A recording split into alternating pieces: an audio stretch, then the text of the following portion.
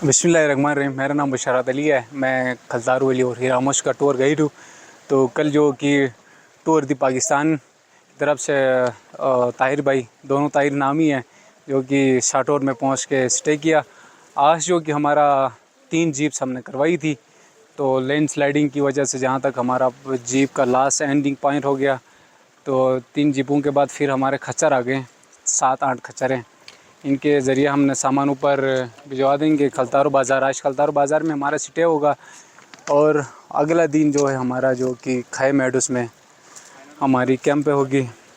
तो इस तरह का ऊपर से खान मेडोस आप जाओगे, वहाँ से 7-8 बड़ी पीक्स नज़र आ जाती है। नांगा पर्वत, बिलचार दुबानी, हिरामोश, मलुबतिंग, एस्पातिंग और सासी सुमारी, ये पीक से नज़र आ जाएगी। उसके बाद 7 वाटरफॉल अगले दिन हम जाएंगे। 7 वाटरफॉल के बाद उससे हमने 3 बड़े पासिस, राखन पास, तेसोट, बटकोर और हदुल पास, ये बड़े पासिस हैं।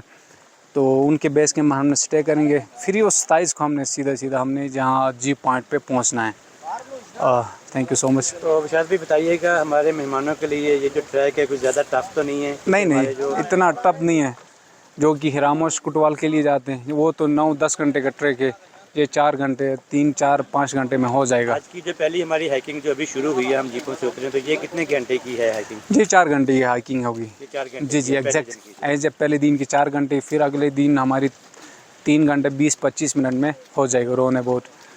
तो मतलब जितना टाइम जाने के लिए लगेगा उतना ही टाइम हमें आने के लिए भी लगेगा। आने थोड़ा जल्दी हो तो उतराई है। ठीक है, इस तरह का ट्रैक है। फिर अब आप ये भी बताइएगा मेरे देखने वालों को, टूर डी पाकिस्तान के जो हमारे और लोग हमारे साथ आना चाहते हैं, कि इस इलाके में क्या क्या एडवेंचरल है। क्योंकि आमतौर पे तो हम देखते हैं कि गाड़ियों पे आए, जीपों पे आए, किसी जगह पे ठहरने के बाद जो है ना हम वापस चले गए।